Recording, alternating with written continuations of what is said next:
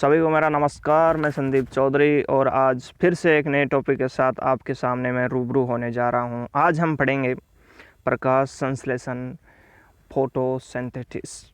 प्रकाश संश्लेषण किसे कहते हैं, ये क्या होता है, इसके बारे में आज हम देखेंगे। तो स्टार्ट करते हैं। प्रकाश संश्लेषण क्या होता है, क्या नहीं होता। यह आपको डायग्राम दिखाई दे रहा होगा। इसमें हम समझते हैं प्रकाश संश्लेषण की पूरी प्रोसेस। यहाँ पर ऊपर की तरफ सूर्य दिखाई दे रहा है। सूर्य से सनलाइट, प्रकाश किरणें, लाइट पत्तियों पर पड़ रही है, पूरे प्लांट पर पड़ रही है, लेकिन हम फोकस करेंगे वो पत्तियों पर करेंगे, क्योंकि प्रकाश संश्लेषण होता है वो पत्तियों में होता है। सूर्य की किरणें यानी प्रकाश पत्तियों पर गिर रहा है। बाहरी वायुमंडल में विभिन्न प्रकार की गैसें, उनमें से हमें जो चाहिए वो गैस है CO2। बाहरी वातावरण से पत्तियाँ CO2 अवशोषित कर लेगा। नीचे जड़ें होती है वो मर्दा में उपस्थित है। मर्दा में उपस्थित नमी यानी जो जल है वो जड़ों के द्वारा पत्तियों में पहुंच जाएगा। तो हमने देखा पत्तियों में सनलाइट मिल गया, बाहरी वातावरण से CO2 मिल गया और जड़ों के द्वारा जाइलम के हिसाब से या जाइलम के द्वारा पत्तियों तक जल पहुंचा दिया गया। यहाँ पर प्रकाश संश्लेषण की प्रक्रिया होगी। प्रकाश संश्लेषण की प्रोसेस के उपरांत हमें मिलेगी ग्लूकोज या शर्करा, यानी शुगर का निर्माण यहाँ पर हो जाएगा तथा उप उत्पाद के रूप में ऑक्सीजन प्राप्त होगी जो वायुमंडल में मुक्त कर दी जाएगी। दोबारा से समझते हैं। पत्तियाँ सूर्य का प्रकाश ग्रहण कर रही है, बाहरी वातावरण से CO2 ग्रहण कर रही है, जाइलम के द्वारा इन पत्तियों में जल पहुँचा दिया गया। यहाँ पर प्रकाश संश्लेषण की प्रक्रिया हुई जिससे ग्लूकोज या शर्करा का निर्माण हुआ जो कि स्टार्च के रूप में पत्तियों में संग्रहित हो जाता है और इस प्रोसेस में ऑक्सीजन का निर्माण होता है जो कि वायुमंडल में मुक्त कर दी जाती है। अब ये देखते हैं कि प्रकाश संश्लेषण होता कहाँ है, प्रकाश संश्लेषण की साइट क्या है। तो प्रकाश संश्लेषण की जो साइट है वो मोटे तौर पर देखें तो वो है पत्तियाँ। पत्तियों में भी कहाँ होती है, तो प्लांट की जो लीफ है प्लांट सेल में होती है। प्रकाश संश्लेषण की प्रक्रिया पत्तियों में होती है। यदि पत्तियों के अंदर चले तो पत्तियों में बहुत सारी पादप सेल होगी, पादप कोशिकाएं होगी। तो ये प्रकाश संश्लेषण की प्रक्रिया पादप की पत्तियों में होगी। पादप की पत्तियों के अंदर चले तो पादप की कोशिकाओं में होगी, उसी पत्ती की कोशिकाओं में होगी। तो कोशिका में हम देखें कि पादप कोशिका तथा जंतु कोशिका में अंतर यह होता है कि जंतु कोशिका में कोशिका भित्ति नहीं होती, जबकि पादप कोशिका में कोशिका भित्ति होती है। तो एक पादप कोशिका की संरचना इस प्रकार से हमें दिखाई दे रही है। सबसे बाहर की तरफ होगी कोशिका भित्ति, फिर उसके अंदर की तरफ होगी वो होगी कोशिका झिल्ली, फिर उसके अंदर बीचों बीच में होगा वो होगा कोशिका द्रव्य। कोशिका द्रव्य के बीचों बीच में जो आपको दिखाई दे रहा है वो है केंद्रक, ये वाला केंद्रक है। यानी पत्तियों के अंदर पादप कोशिका की सबसे भारी आवरण आ गया, वो आ गया कोशिका भित्ति, और कोशिका भित्ति के नीचे कोशिका झिल्ली, उसके अंदर कोशिका द्रव्य और कोशिका द्रव्य के अंदर केंद्रक, और कोशिका के द्रव्य के अंदर ही विभिन्न प्रकार के कोशिकांग बिखरे हुए मिलेंगे। प्रकाश संश्लेषण की प्रक्रिया होती है उन कोशिकांगों में से क्लोरोप्लास्ट नामक के कोशिकांग में संपन्न होती है।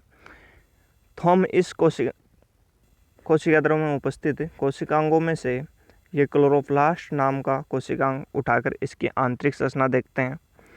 तो अंदर की तरफ चलते हैं क्लोरोप्लास्ट की तरफ। तो ये देखिए,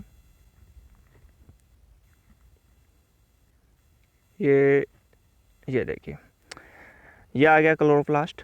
अब क्लोरोप्लास्ट की संरचना इस प्रकार से होती है, ये आपको दिखाई दे रहा है पूरा ये क्लोरोप्लास्ट है। क्लोरोप्लास्ट में बीचों बीच में जो भरा हुआ है वो है स्ट्रोमा, जो लिक्विड द्रव्य के रूप में पाया जाता है। दोहरी झिल्ली के रूप में इसे आवरण होता है। जो बाहरी झिल्ली है वो आउटर मेम्ब्रेन, आंतरिक झिल्ली है वो इनर मेम्ब्रेन के नाम से जानी जाती है। बीच में जो स्थान रह जाता है वो कहलाता है प्रीकला अवकाश। स्ट्रोमा के अंदर चिट्ठों के रूप में या छिक्के के रूप में संरचनाएं देखने को मिलती है। ये एक छिक्का है जो झिल्ली से घिरा हुआ होता है, उसे थैलेकोइड के नाम से जानते हैं। थैलेकोइडों का जो ढेर होता है ये पूरा पूरा एक के ऊपर एक थैलेकोइड का जो ढेर लगा हुआ है वो ग्रेना के नाम से जाना जाता है। प्रकाश संश्लेषण में दो प्रकार की क्रियाएं होती है। एक तो लाइट की उपस्थिति में होगी, यानी प्रकाश की उपस्थिति में होगी, जो कि लाइट रिएक्शन के नाम से जानी जाती है, वो इन थैलेकोइड में होती है।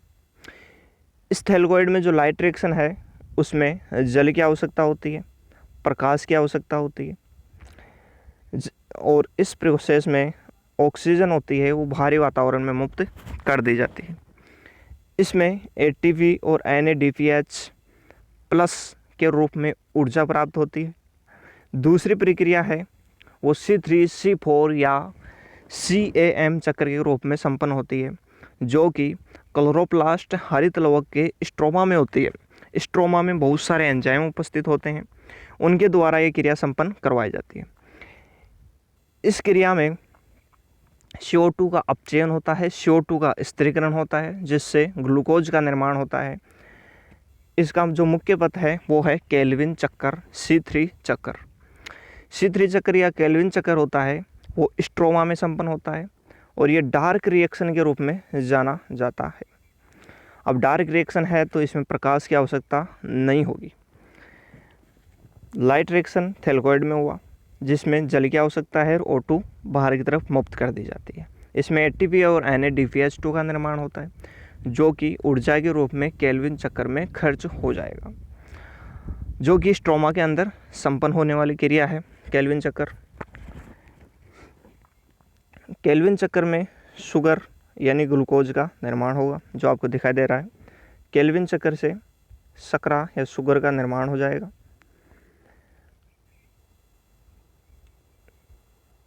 और बाहर से इस प्रोसेस में हमें वातावरण से CO2 लेने की आवश्यकता पड़ेगी। ये सारे चक्कर हम आगे इसी चैप्टर में डिटेल से भी पढ़ेंगे, लेकिन एक ब्रीफ जानकारी आपको दे दूं मैं, तो ये प्रकाश संश्लेषण है। यानी प्रकाश संश्लेषण की जो प्रक्रिया है सीधे तौर पर याद रखना है आपको, क्लोरोप्लास्ट में संपन्न होती है। और प्रकाश संश्लेषण में दो क्रियाएं होती है, एक लाइट रिएक्शन जो थैलेकोइड में संपन्न होगी। इसके जो उत्पाद है जिनमें ATP और NADPH2 है, जिन्हें स्वांगी कार्य शक्ति के नाम से जाना जाता है, वो कि केल्विन चक्कर में CO2 के स्थिरीकरण में काम आएगी, जो कि डार्क रिएक्शन के नाम से जानी जाती है और ये स्ट्रोमा में संपन्न होती है। अब डिटेल से प्रकाश संश्लेषण समझते हैं एक बार कि प्रकाश संश्लेषण क्या होता है क्या नहीं होता। इसकी परिभाषा देखते हैं। मेरे ख्याल से यहाँ तक आपको समझ में आ गया होगा। अब देखते हैं प्रकाश संश्लेषण की परिभाषा, प्रकाश संश्लेषण क्या होता है क्या नहीं होता। प्रकाश संश्लेषण जैविक, भौतिक और रासायनिक प्रक्रम माना जाता है। जैविक क्यों? क्योंकि पादप सजीव है, जीव है और उसके अंदर प्रकाश संश्लेषण हो रहा है, इसलिए जैविक है। भौतिक क्यों? क्योंकि प्रकाश संश्लेषण की प्रक्रिया में लाइट यानी प्रकाश की आवश्यकता होती है, इसलिए भौतिक है। रासायनिक क्यों? क्योंकि इसमें बहुत सारे बंधों का निर्माण होता है, बहुत सारे रासायनिक यौगिकों का निर्माण होता है, इसलिए रासायनिक। देखते हैं कि यह एक जैविक, भौतिक, रासायनिक प्रक्रम है जिसके अंतर्गत पौधे की हरी कोशिकाएं हरित लवक की उपस्थिति में, हरित लवक उपस्थिति इम्पोर्टेंट है इसमें। यह जैविक, भौतिक, रासायनिक प्रक्रम जिसमें पौधों की हरी कोशिकाएं हरित लवक की उपस्थिति में सूर्य के प्रकाश का उपयोग कर सरल अकार्बनिक पदार्थ जैसे CO2 और H2O यानी जल और कार्बन डाइऑक्साइड जैसे सरल अकार्बनिक पदार्थों के द्वारा जटिल कार्बनिक पदार्थ जैसे ग्लूकोज कहते हैं, और ग्लूकोज आता है वो वहरदणु के रूप में जाना जाता है या वहरदणु में आता है, यानी माइक्रोमोलिक्यूल्स जिन्हें भोजन कहते हैं उनका इसमें निर्माण होता है। इस प्रक्रम में O2 उप उत्पाद के रूप में मुक्त होती है। प्रकाश संश्लेषण की प्रक्रिया में उप उत्पाद के रूप में ऑक्सीजन मुक्त होती है, इसलिए प्रकाश संश्लेषण एक ऑक्सीजेनिक प्रक्रम माना जाता है।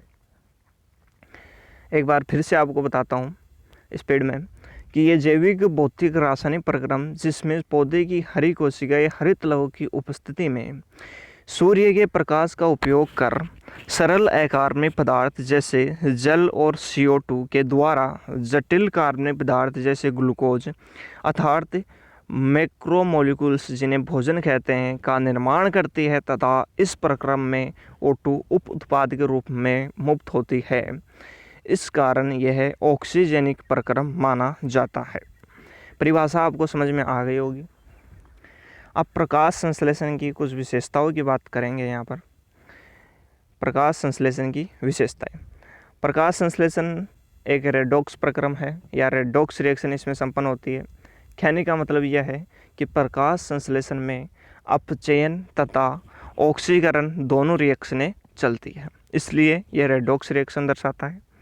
यह उपचय प्रक्रम यानी एनाबॉलिक प्रक्रम है। प्रकाश संश्लेषण की प्रक्रिया में संश्लेषण होता है पदार्थों का, जैसे CO2 H2O का उपयोग करते हुए ग्लूकोज का निर्माण हो रहा है, इसलिए ये एनाबॉलिक संश्लेषण प्रकार का प्रक्रम है। इसमें ऊष्मा की आवश्यकता होती है, ये इसलिए प्रकाश संश्लेषण एक ऊष्मा शोषी प्रक्रम माना गया है। यह जंतुओं में नहीं पाया जाता, जंतुओं में अनुपस्थित होता है, सभी पादपों में उपस्थित होता है। कुछ परजीवी पादप जो अपना भोजन नहीं बना सकते, जैसे अम्बरबेल को छोड़कर। प्रकाश संश्लेषण में प्रकाश ऊर्जा जो लाइट फोटोन है उनकी ऊर्जा को रासायनिक ऊर्जा यानी रासायनिक यौगिकों में बदला जाता है, जो ATP के रूप में संग्रहित होती है। प्रकाश संश्लेषण में प्रकाशित ऊर्जा को रासायनिक ऊर्जा में बदला जाता है, प्रकाश को रासायनिक यौगिकों में बदला जाता है। प्रकाश संश्लेषण में सर्वाधिक जो प्रकाश संश्लेषण होता है वो जलीय पादपों में उपस्थित होता है। कहते हैं कि सर्वाधिक प्रकाश संश्लेषण जलीय पादपों में होता है।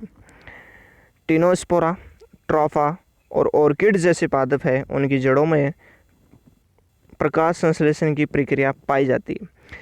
जड़ों में क्यों? सामान्यतः तो प्रकाश संश्लेषण पत्तियों में होता है, लेकिन टिनोस्पोरा, ट्रोफा और ऑर्किड जैसे पादपों की जड़ों में भी प्रकाश संश्लेषण की क्रिया इसलिए पाई जाती है क्योंकि इनकी जड़ों में क्लोरोफिल उपस्थित होता है। प्रकाश संश्लेषण की क्रिया मोनोक्रोमेटिक लाइट की अपेक्षा पॉलीक्रोमेटिक लाइट में अधिक होती है। अब मोनोक्रोमेटिक लाइट का मतलब क्या होता है, पॉलीक्रोमेटिक लाइट का मतलब क्या होता है, ये समझिए।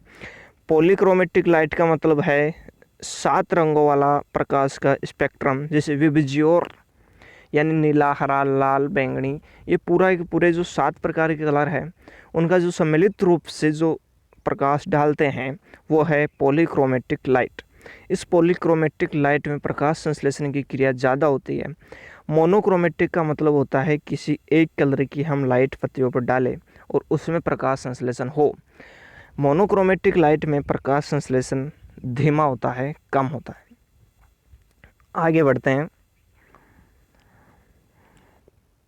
प्रकाश संश्लेषण की जो क्रिया है वो सर्वप्रथम जीवाणुओं में उत्पन्न हुई थी, लेकिन यह नॉन ऑक्सीजनिक थी, यानी जीवाणुओं में प्रकाश संश्लेषण आया तो सही लेकिन नॉन ऑक्सीजनिक था, इनमें ऑक्सीजन मुक्त नहीं हो रही थी।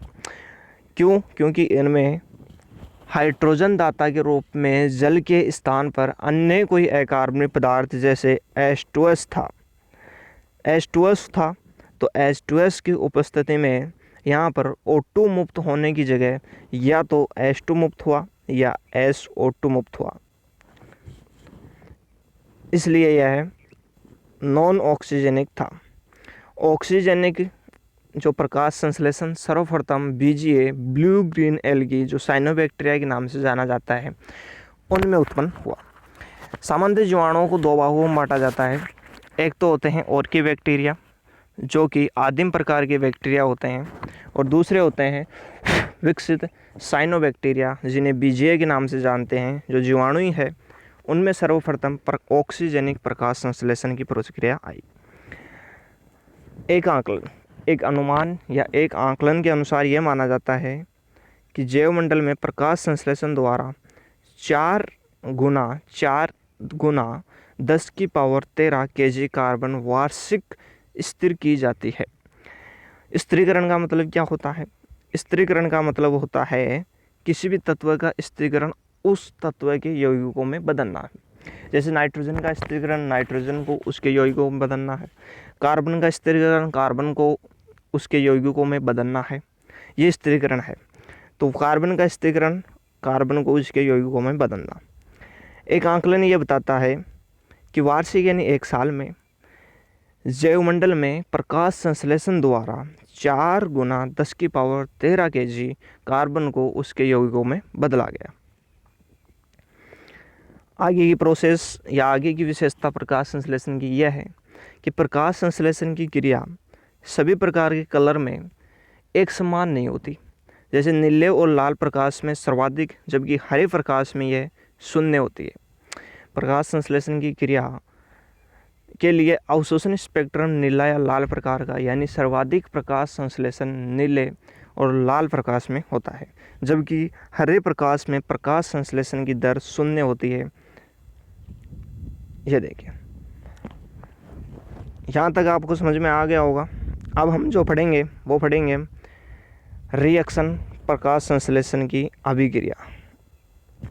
फुल अभिक्रिया देखते हैं। यहाँ पर यह प्रकाश संश्लेषण की अभिक्रिया है, यहाँ से यहाँ तक। इसमें 6 CO2 12 H2O आपस में रिएक्शन करते हैं। C6H12O6 जिसे ग्लूकोज कहते हैं, प्लस में 6 ऑक्सीजन के अणु और 6 जल के अणुओं का निर्माण होता है। अब हमने कहा कि प्रकाश संश्लेषण एक रेडॉक्स रिएक्शन प्रदर्शित करता है, यानी इसमें अपचयन और ऑक्सीकरण दोनों अभिक्रियाएं साथ साथ चलती है। तो ये देखते हैं कैसे। यहाँ पर पहले बात करते हैं CO2 की, कार्बन डाइऑक्साइड की। यहाँ ग्लूकोज बन रहा है, तो ग्लूकोज में कार्बन कहाँ से आया? तो कहते हैं कि ग्लूकोज में कार्बन CO2 से आया, क्योंकि H2O में तो कार्बन है ही नहीं। तो सीधी सी बात है, ग्लूकोज में कार्बन CO2 से आया, यानी कार्बन डाइऑक्साइड कार्बन का स्रोत है। दूसरी बात यह है कि जो ग्लूकोज है उसमें जो ऑक्सीजन है वो भी CO2 से आता है, इसलिए ग्लूकोज में O2 का स्रोत।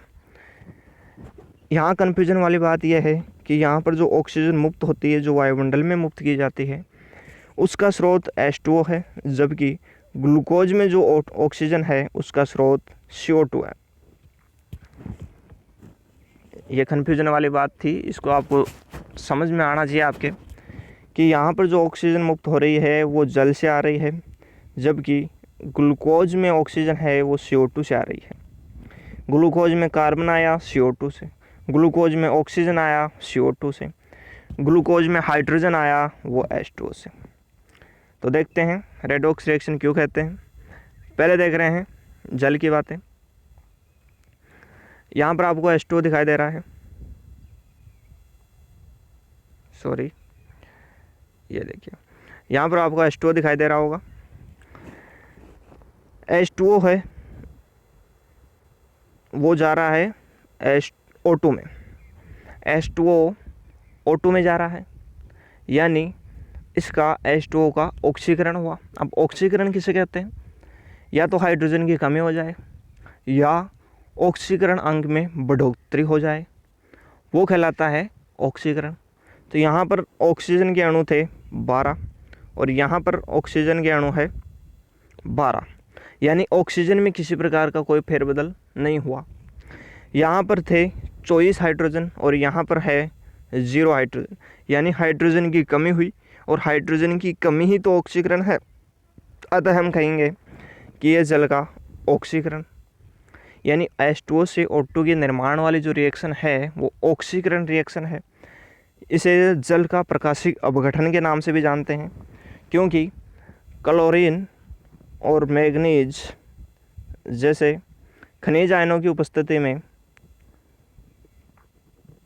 H2O का प्रकाश का उपयोग करते हुए H2O O2 में टूट जाता है। इसे जल का प्रकाशिक अपघटन कहते हैं।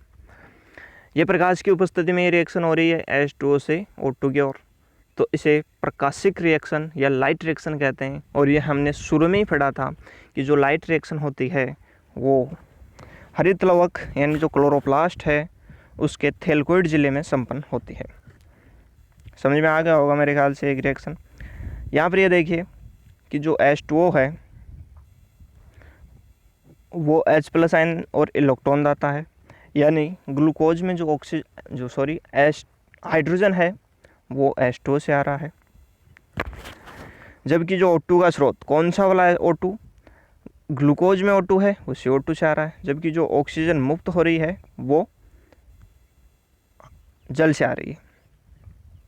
तो यहाँ पर H2O है वो H+ आयन तथा इलेक्ट्रॉन दाता के रूप में तथा ऑक्सीजन के स्रोत के रूप में कार्य करता है। दूसरी जो रिएक्शन होती है वो कहलाती है डार्क रिएक्शन। यहाँ पर CO2 है वो आपके ग्लूकोज में बदल रहा है, तो ये एक अपचेन रिएक्शन है। कैसे? वो ऐसे कि इसमें CO2 में हाइड्रोजन है 0 और यहाँ पर हाइड्रोजन जुड़ गए 12, यानी हाइड्रोजन का जुड़ना अपचेन कहलाता है। तो यहाँ पर CO2 का अपचेन बोल दो या CO2 का स्थिरीकरण, क्योंकि CO2 अपने यौगिकों में बदल रहा है। CO2 का ही तो ग्लूकोज, CO2 का ही तो यौगिक है इसलिए, और यौगिकों में बदलना स्थिरीकरण कहलाता है। तो यहाँ CO2 ग्लूकोज में बदल रहा है तो ये CO2 का स्थिरीकरण हो गया। CO2 का यहाँ अपचयन हो रहा है क्योंकि इसमें हाइड्रोजन जुड़ रहे हैं, और ये प्रकाश की उपस्थिति में नहीं होती, स्ट्रोमा में संपन्न होती है। प्रकाश की आवश्यकता नहीं होती इस रिएक्शन में, इसलिए इसे डार्क रिएक्शन के नाम से भी जानते हैं, अंधकार अभिक्रिया के नाम से भी जानते हैं। मेरे ख्याल से प्रकाश संश्लेषण की जो रिएक्शन है वो आपको बिल्कुल समझ में आ गई होगी। अब प्रकाश संश्लेषण से संबंधित कुछ हमारे पास में तथ्य हैं, महत्वपूर्ण तथ्य हैं, उनकी बात कर लेते हैं। पहला देखते हैं कि प्रकाश संश्लेषण इतना ज़्यादा महत्वपूर्ण क्यों है।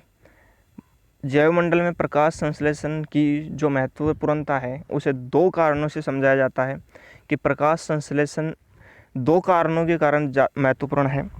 पहला कारण, संपूर्ण जीवों के लिए भोजन का प्रत्यक्ष अप्रत्यक्ष रूप से अर्थात प्राथमिक स्रोत प्रकाश संश्लेषण से उत्पन्न भोजन है। यानी जैवमंडल में जितने भी जीव जंतु हैं उनका प्रत्यक्ष अप्रत्यक्ष रूप से भोजन प्रकाश संश्लेषण से ही उत्पन्न होता है। यानी प्रकाश संश्लेषण से उत्पन्न भोजन ही जैवमंडल में उपस्थित सभी जीवों का प्रत्यक्ष अप्रत्यक्ष रूप से प्राथमिक भोजन है। दूसरा, प्रकाश संश्लेषण इसलिए महत्वपूर्ण है क्योंकि ये ऑक्सीजनिक होता है, वातावरण को ऑक्सीकारी बनाता है, जो कि आजकल के जीवन जीने के लिए अनुकूल है। अब ये देखते हैं कि प्रकाश संश्लेषण के लिए आवश्यक घटक कौन कौन से होते हैं।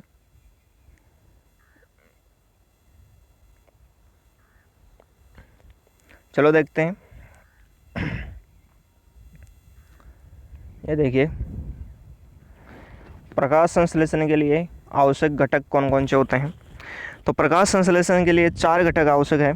एक तो CO2 चाहिए, कार्बन डाइऑक्साइड चाहिए, H2O यानी जल चाहिए प्रकाश संश्लेषण में, प्रकाश लाइट की उपस्थिति होनी ही चाहिए, और प्रकाश संश्लेषी स्थल यानी प्रकाश संश्लेषण की क्रिया कहाँ होती है वो स्थल चाहिए, फोटो सिंथेटिक साइट चाहिए। तो प्रकाश संश्लेषण के लिए 4 घटक आवश्यक है, CO2, कार्बन डाइऑक्साइड, जल, प्रकाश और प्रकाश संश्लेषी स्थल। पहला देख लेते हैं CO2। प्रकाश संश्लेषण में CO2 आवश्यक होती है, ये बात साबित करने वाले थे वो थे जीन सेनेवियर और डी सेसर, तथा मोल का आधिपत्य प्रयोग ये साबित करता है कि प्रकाश संश्लेषण में CO2 कार्बन डाइऑक्साइड की आवश्यकता होती है। ये सारे हम इतिहास में पढ़ेंगे। जब हम प्रकाश संश्लेषण का इतिहास पढ़ते हैं तो वहाँ पर हम ये सब चीज़ें देखेंगे। मोल का आधिपत्य प्रयोग के द्वारा आपको समझाते हैं कि प्रकाश संश्लेषण में CO2 की आवश्यकता होती है। ये डायग्राम आपको दिखाई दे रहा होगा। ये है, हम बोतल लेते हैं, इसमें इस बोतल के अंदर KOH का सॉल्यूशन भरा हुआ है, यानी KOH का विलयन भरा हुआ है। इस बोतल के द्वारा आधी पत्ती को अंदर ढक दिया जाता है। यह आधी पत्ती बाहर की तरफ है और आधी पत्ती अंदर की तरफ है। बाहर वाली पत्ती पर सीधे सीधे वायुमंडल से कार्बन डाइऑक्साइड या अवशोषित करवा रहे हैं, सीधे सीधे प्रकाश इन पर गिर रहा है। जबकि अंदर वाली में जो CO2 थी, आधी पत्ती जो बोतल के अंदर है वहाँ जो CO2 थी उसे KOH अवशोषित कर लेता है। KOH ऐसा रासायनिक पदार्थ है जो कि CO2 को अवशोषित करता है। अतः इस अंदर वाली आधी पत्ती में CO2 एब्सेंट होती है। जब हम इस पत्ती वाले भाग पर और अंदर वाली पत्ती वाले भाग पर स्टार्च का परीक्षण करते हैं तो हम पाते हैं कि बाहर वाली पत्ती पर स्टार्च का पॉजिटिव टेस्ट आता है, जबकि अंदर वाली पत्ती पर नेगेटिव टेस्ट आता है। इस प्रयोग से हमें समझ में आया कि प्रकाश संश्लेषण में CO2 की आवश्यकता होती है। यहाँ देखो, इस प्रयोग में आपको दिखाई दे रहा होगा कि यहाँ पर हमने जब टेस्ट किया तो ये पॉजिटिव आया, क्योंकि यहाँ पर CO2 थी, जबकि अंदर KOH ने CO2 अवशोषित कर ली थी। तो आंतरिक भाग में यानी CO2 की जो आंतरिक भाग था उसको तो KOH ने अवशोषित कर लिया। अतः यहाँ पर प्रकाश संश्लेषण नहीं हो पाया और स्टार्च का नेगेटिव परीक्षण आया। इससे ये पता चलता है या ये साबित होता है कि प्रकाश संश्लेषण में CO2 आवश्यक होती है। अब CO2 के स्रोत की बात कर लेते हैं। CO2 का स्रोत यानी CO2 कहाँ से प्राप्त होती है वो देख लेते हैं। स्थलीय पादपों की बात कर लेते हैं। तो स्थलीय पादपों के लिए जो CO2 कार्बन डाइऑक्साइड का जो स्रोत है वो है वातावरण। कुछ मात्रा में ये मृदा से बायोकार्बोनेट यानी HCO3- के रूप में भी CO2 को अवशोषित कर लेते हैं। जबकि जलीय पादपों के लिए CO2 का जो स्रोत होता है वो बायोकार्बोनेट या कार्बोनेट होता है, HCO3- या CO3-2, जो कि जलीय वातावरण से अवशोषित किए जाते हैं। अब CO2 के बाद में हम दूसरे नंबर पर जो पढ़ेंगे वो पढ़ेंगे H2O। दूसरे नंबर पर H2O जल के बारे में पढ़ेंगे कि प्रकाश संश्लेषण में जल आवश्यक होता है। ये 3 वैज्ञानिकों ने साबित किया कि प्रकाश संश्लेषण में जल आवश्यक है। वो नीर ने साबित किया अपने प्रयोग के द्वारा, रॉबर्ट हिल ने अपने प्रयोग के द्वारा यह साबित किया कि प्रकाश संश्लेषण में H2O आवश्यक है। एस रूबेन और कोमेन ने यह साबित किया कि प्रकाश संश्लेषण में जल आवश्यक होता है। आवश्यक क्यों है? क्योंकि जल से ही क्या होता है, O2 मुक्त होती है, प्रकाश संश्लेषण ऑक्सीजनिक बनता है। इसलिए ये सारे जो प्रयोग हैं इनके वो हम प्रकाश संश्लेषण के इतिहास में पढ़ेंगे। अब यहाँ पर यह देख लेते हैं, पहले भी हम पढ़ चुके हैं कि प्रकाश संश्लेषण में H2O किस रूप में कार्य करता है। तो ये H+ आयन और इलेक्ट्रॉन का स्रोत होता है और ऑक्सीजन का स्रोत है वो जल ही होता है। आगे बढ़ते हैं लाइट। प्रकाश संश्लेषण में तीसरा जो घटक आवश्यक होता है वो होता है प्रकाश, लाइट। अब हम जानते हैं कि जो सूर्य का प्रकाश होता है वो विद्युत चुंबकीय तरंगों के रूप में आता है। सूर्य का प्रकाश विद्युत चुंबकीय तरंगों के रूप में गति करता है, यानी आपको दिखाई दे रहा होगा इस प्रकार से विद्युत चुंबकीय जो तरंगें होती है उनके रूप में ये गति करता है। जो ऊपर की तरफ ये आपको दिखाई दे रहे हैं ये कहलाते हैं सरंग, और जो नीचे की तरफ आपको ये खांचे दिखाई दे रहे हैं वो कहलाते हैं गर्त। 2 क्रमागत सरंगों या 2 क्रमागत गर्तों के मध्य की जो दूरी होती है वो तरंगदैर्ध्य लैम्डा कहलाती है। अब जो प्रकाश है वो फोटोन के रूप में गति करता है। तो ऐसा माना जाता है कि जो प्रकाश यानी विद्युत चुंबकीय तरंगें हैं उनकी जो तरंगदैर्ध्य है वो ऊर्जा के व्युत्क्रमानुपाती होती है। व्युत्क्रमानुपाती का मतलब होता है यदि तरंगदैर्ध्य बढ़ेगी तो ऊर्जा घटेगी विद्युत चुंबकीय तरंगों की, और ऊर्जा बढ़ेगी तो तरंगदैर्ध्य घट जाएगी। अब देख लेते हैं कि जो प्रकाश विद्युत चुंबकीय तरंगों के रूप में गति करता है उन विद्युत चुंबकीय तरंगों के स्पेक्ट्रम में 8 प्रकार की विकिरणें पाई जाती है। ये 8 प्रकार की विकिरणें कौन कौन सी होती है? यह आती है radio, micro, infra, visible, ultraviolet, X ray, gamma ray और क्रोमिक रे। ये 8 प्रकार की विकिरणें विद्युत चुंबकीय तरंगों में उपस्थित होती है। इनमें से केवल विजिबल वाला जो क्षेत्र है, विजिबल वाली जो तरंग है वो ही हमें दिखाई देती है, और उसमें 7 रंग दिखाई देते हैं जो लाल से लेकर बैंगनी तक उपस्थित होते हैं। लाल का तरंगदैर्ध्य सबसे ज़्यादा, ऊर्जा सबसे कम, और वॉयलेट की तरंगदैर्ध्य सबसे कम और ऊर्जा सबसे ज़्यादा होती है।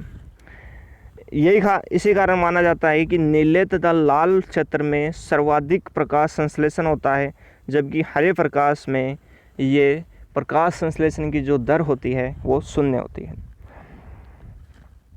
यह आपको नीचे दिखा रहे हैं, एक डायग्राम द्वारा समझाते हैं। ये देखिए, रेडियो, माइक्रो, इंफ्रा, और ये आपको जो लाइनें दिखाई दे रही है इनके बीच में होगा विजिबल क्षेत्र जो हमें दिखाई देगा। ये विजिबल लाइट है।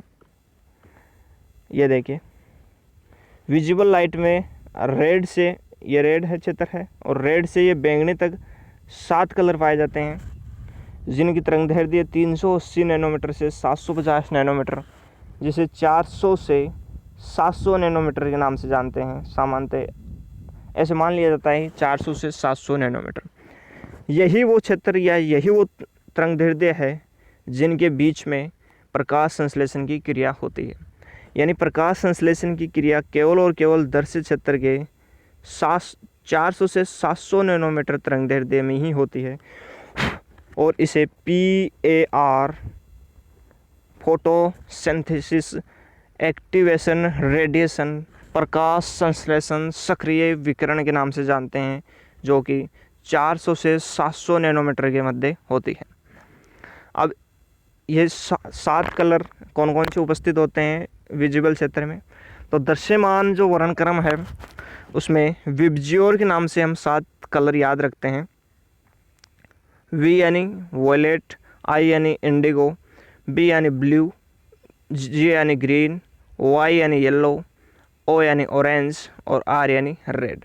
रेड का तरंगदैर्ध्य सबसे ज़्यादा होता है, ये अवरक्त क्षेत्र में रहती है, जबकि वॉयलेट का तरंगदैर्ध्य न्यूनतम होता है, जो कि प्रावेणी क्षेत्र में उपस्थित होती है। हमने देखा कि प्रकाश संश्लेषण में 4 घटक आवश्यक है, जिनमें से CO2, प्रकाश संश्लेषण में CO2 आवश्यक है। क्यों है वो समझा दिया। किस किस वैज्ञानिक ने ये साबित किया वो बताया। उसके बाद में हमने जल के बारे में देखा कि कौन कौन से वैज्ञानिक ने ये साबित किया कि प्रकाश संश्लेषण में जल चाहिए। इसके बाद में हम लाइट देख रहे हैं, प्रकाश संश्लेषण में आवश्यक है वो देख रहे हैं। हमने देखा कि प्रकाश संश्लेषण विद्युत चुम्बकीय तरंगों के रूप में गति करता है, और विद्युत चुम्बकीय तरंगों के स्पेक्ट्रम में 8 विकिरणें उपस्थित होती है। प्रकाश जो किरणें है वो उच्च ऊर्जा वाले कण रखती है, उच्च ऊर्जा वाले कणों से भरपूर होती है, और इन उच्च ऊर्जा वाले कणों को हम फोटोन कहते हैं। प्रकाश की किरणों में उच्च ऊर्जा वाले कण पाए जाते हैं जिन्हें फोटोन कहते हैं, और एक फोटोन में जितनी ऊर्जा उपस्थित होती है वो क्वांटम ऊर्जा के नाम से जानी जाती है। हमने कहा कि प्रकाश संश्लेषण की जो प्रक्रिया है उसमें CO2 का अपचयन होता है और ऑक्सीजन का फॉर्मेशन या निर्माण होता है। तो एक शब्द आता है क्वांटम लंबी किसे कहते हैं, उसको एक्सप्लेन करते हैं कि एक CO2 अणु के अपचयन के लिए, या बोल दो कि एक ऑक्सीजन अणु के निर्माण के लिए 8 फोटोन की आवश्यकता होती है, और एक फोटोन में निहित ऊर्जा क्वांटम ऊर्जा कहलाती है। तो 8 फोटोन में निहित जो क्वांटम ऊर्जा है उसके बराबर एक CO2 अपचयन या एक ऑक्सीजन के निर्माण में ऊर्जा खर्च होती है, वही क्वांटम लंबी कहलाती है। यह आपको समझ में आ गया होगा, यह हमने देख ही लिया। अब ये देखते हैं कि प्रकाश संश्लेषण कहाँ संपन्न होता है, प्रकाश संश्लेषण का स्थल क्या है। तो हमने देखा कि प्रकाश संश्लेषण का स्थल है वो हरित लवक है, क्लोरोप्लास्ट है। हरित लवक क्लोरोप्लास्ट। इसका डायग्राम इस प्रकार से दिखाई दे रहा है हरित लवक या क्लोरोप्लास्ट का। इसमें जो आपको बाहर की तरफ दिखाई दे रही है यह है बाहरी झिल्ली, जबकि अंदर वाली है वो आंतरिक झिल्ली होगी। बाहर वाली झिल्ली और आंतरिक वाली झिल्ली के बीच में जो स्पेस है वो प्रीकला अवकाश कहलाता है। ये आपको जो दिखाई दे रही है संरचना वो है राइबोसोम। ये आपको दिखाई दे रहे हैं वो है स्टार्च कणिकाएं। इसके अलावा यह है ग्रेना, यह भी ग्रेना है। एक ग्रेना कई थैलेकोइडस से मिलकर बना हुआ होता है। यानी थैलेकोइड एक छिक्के जैसी संरचनाएं होती है जो झिल्ली से घिरी हुई है। बहुत सारे थैलेकोइड एक के ऊपर एक व्यवस्थित होकर के आपके ग्रेना का निर्माण कर देते हैं। यह एक डायग्राम द्वारा आपको समझाते हैं। डायग्राम द्वारा देखते हैं। ये देखिए, ये दिख रहा होगा आपको साफ साफ डायग्राम में। सॉरी, थोड़ा सा ढक गया। ये देखिए डायग्राम में, देखिए आप, ये बाहरी झिल्ली है, दिख रही होगी। ये भीतरी झिल्ली है। पिट्टिका पटलिका का मतलब होता है ये ग्रेना है और ये ग्रेना है। दो ग्रेनाओं को आपस में जोड़ने वाली जो नलिका है वो पिट्टिका पटलिका कहलाती है। ये ग्रेना है ही। पिट्टिका का मतलब होता है स्ट्रोमा। राइबोसोम दिखाई दे रहे हैं। स्टार्च कणिकाएं आपको दिखाई दे रही है। लिपिड की बूंदें इसमें उपस्थित होती है। और डायग्राम द्वारा आपको ये समझाते हैं, एक्सप्लेन करते हैं बढ़िया से। ये देखिए 3D में आपको डायग्राम दिख रहा होगा। ये इनर मेम्ब्रेन जो आंतरिक वाली झिल्ली, यह है इंटर मेम्ब्रेन स्पेस, यानी दोनों झिल्लियों के बीच का स्थान। ये आउटर मेम्ब्रेन है। ये स्ट्रोमा जो एक्वस फॉर्म में उपस्थित होता है, बीचों बीच में दिखाई दे रहा है स्ट्रोमा। ग्रेना यानी बहुत सारे थैलेकोइड्स है, उनका समूह है। लेमिना यानी दो ग्रेनाओं को आपस में जोड़ने वाली नलिका है। ल्यूमेन यानी एक थैलेकोइड की जो झिल्ली है उसके अंदर जो जगह है वो ल्यूमेन कहलाती है। थैलेकोइड झिल्ली से घिरी हुई संरचना है, उसके बीचों बीच में जो स्थान होता है उसे बोलते हैं ल्यूमेन। इनसाइड ऑफ थैलेकोइड्स, थैलेकोइड के अंदर का स्थान ल्यूमेन कहलाता है। ये समझ में आ गया होगा आपका। यहाँ देखते हैं अब, ये देखिए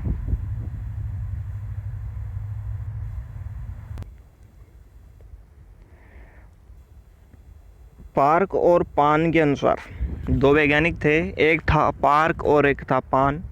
उन्होंने बताया कि थैलेकोइड की जो आंतरिक सतह है उसमें सूक्ष्म गोलाकार कणिकाएं उपस्थित होती है जिन्हें क्वांटासोम कहा जाता है और ये प्रकाश संश्लेषण की इकाई है।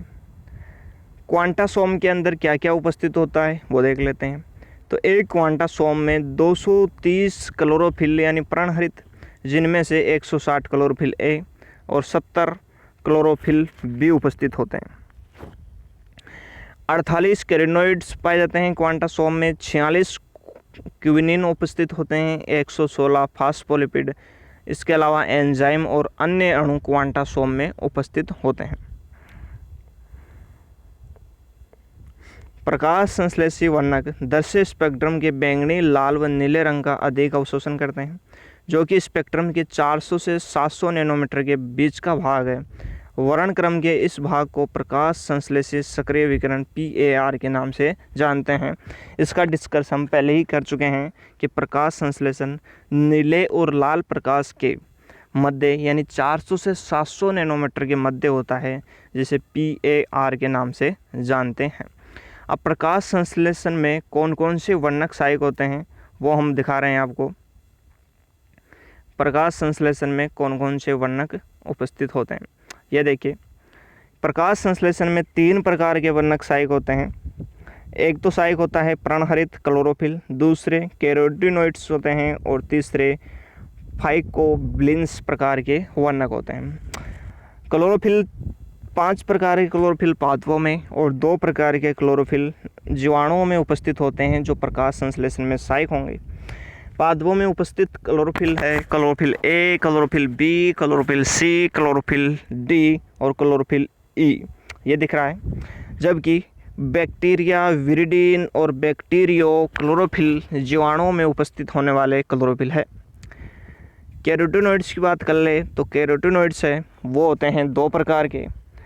एक है कैरोटीन्स जो कि सामान्यतः लाल रंग के होते हैं, कार्बन और हाइड्रोजन से निर्मित होते हैं। सामान्यतः इनका जो मूलानुपाती सूत्र होता है वो होता है C40H56। इनके उदाहरण देखें तो लाइकोपीन्स, अल्फा कैरोटीन और बीटा कैरोटीन कैरोटीन के एग्जाम्पल है। कैरोटीनॉइड्स का जो दूसरा भाग है वो है ज़ैंथोफिल। ये कार्बन, हाइड्रोजन और ऑक्सीजन से मिलकर बने हुए होते हैं। इनका जो मूलानुपाती सूत्र है वो C40H56O2 होता है और इनके उदाहरण है ल्यूटीन, जियाजेंथिन, क्रिप्टोजेंथिन और नियोजेंथिन इनके उदाहरण है। और इनका जो रंग है वो सामान्यतः इनका रंग होता है वो पीला या भूरा होता है। इनकी खोज जो सर्वप्रथम की थी कैरोटीनॉइड्स की जो खोज सर्वप्रथम की थी वो वेकेनर डेयर ने द्वारा की गई थी और वो भी गाजर में की गई थी। कैरोटीनॉइड्स की जो खोज सर्वप्रथम गाजर में वेकेनर डेयर द्वारा की गई थी। तीसरे प्रकार के जो प्रकाश संश्लेषण में काम आने वाले वर्णक है वो है फाइकोबिलिन्स, जो कि 2 प्रकार के होते हैं, फाइकोइरिथिन और फाइकोसाइनिन। फाइकोबिलिन्स में फाइकोइरिथिन और फाइकोसाइनिन 2 प्रकार के वर्णक आ जाते हैं। सबसे आदिम प्रकार के वर्णक है BGA यानी ब्लू ग्रीन एल्गी और रेड एल्गी। वहीं पर केवल यानी लाल शैवाल और ये जो जीवाणु है साइनोबैक्टीरिया उनमें ही ये उपस्थित होते हैं और कहीं पर नहीं मिलते। अब जो प्रमुख और प्रधान जो वर्णक है वो है क्लोरोफिल। इसकी संरचना देखते हैं क्लोरोफिल की। ये मुख्य या प्रधान वर्णक है। अन्य सभी वर्णक होते हैं वो सहायक वर्णक के नाम से जाने जाते हैं। जो पर्णहरित है क्लोरोफिल है उसकी संरचना देखें तो शीर्ष में यानी शीर्ष की तरफ इस प्रकार से 4 रिंग उपस्थित होती है, 4 रिंग उपस्थित होती है और नीचे की तरफ एक लंबी एल्कोहलिक पूंछ उपस्थित होती है। बीचों बीच में यहाँ पर इनमें मैग्नीशियम उपस्थित होता है जो नाइट्रोजन की सहायता से इन रिंग से जुड़ा होता है। ये रिंग आपस में मेथिल जो बॉन्ड होता है उसकी सहायता से जुड़ी हुई होती है। पढ़ते हैं। शीर्ष 4 पायरोल वल्ले के विन्यास से बना होता है जो कि परस्पर मेथिल बंधों के द्वारा संयुक्त होकर चक्रीय टेट्रा पायरोल वल्ले बनाती है। इनके केंद्र में मैग्नीशियम अणु उपस्थित होता है। समझ में आ गया होगा। कहते हैं कि पर्णहरित है वो ध्रुवीय अणु है। शीर्ष में पोरफायरिन वल्ले तथा नीचे की तरफ फाइटोल श्रृंखला द्वारा ये निर्मित होता है। पूछा जा रहा है कि फाइटोल श्रृंखला क्या होती है। चतुर्थ पायरोल वल्ले एक लंबी एल्कोहल श्रृंखला से जुड़ी होती है जिसे फाइटोल पूंछ के नाम से जाना जाता है। अब क्लोरोफिल ए और क्लोरोफिल बी में अंतर क्या होता है वो समझाते हैं। क्लोरोफिल ए होता है वो नीले हरे रंग का होता है और क्लोरोफिल बी होता है वो पीले रंग का होता है। क्लोरोफिल ए के तीसरे कार्बन पर मेथिल समूह होता है जबकि क्लोरोफिल बी के तीसरे कार्बन पर मेथिल के स्थान पर CHO समूह होता है। इस कारण इनका फॉर्मूला हो जाता है क्लोरोफिल ए का वो C55H72O5N4Mg होता है, जबकि क्लोरोफिल बी का फॉर्मूला होता है वो होता है C55H70O6N4Mg। मैग्नीशियम दोनों में समान ही है, नाइट्रोजन दोनों में समान ही है। ऑक्सीजन क्योंकि यहाँ पर तीसरे कार्बन ऑक्सीजन एक एक्स्ट्रा है इस कारण क्लोरोफिल बी में 6 ऑक्सीजन हुए क्लोरोफिल ए की अपेक्षाकृत। यहाँ पर हम देखें तो यहाँ पर हाइड्रोजन की संख्या 2 ज़्यादा है बी की अपेक्षाकृत, इसलिए यहाँ 72 हाइड्रोजन और यहाँ 70 कार्बन बराबर होंगे दोनों में। थैंक यू, आज इतना ही।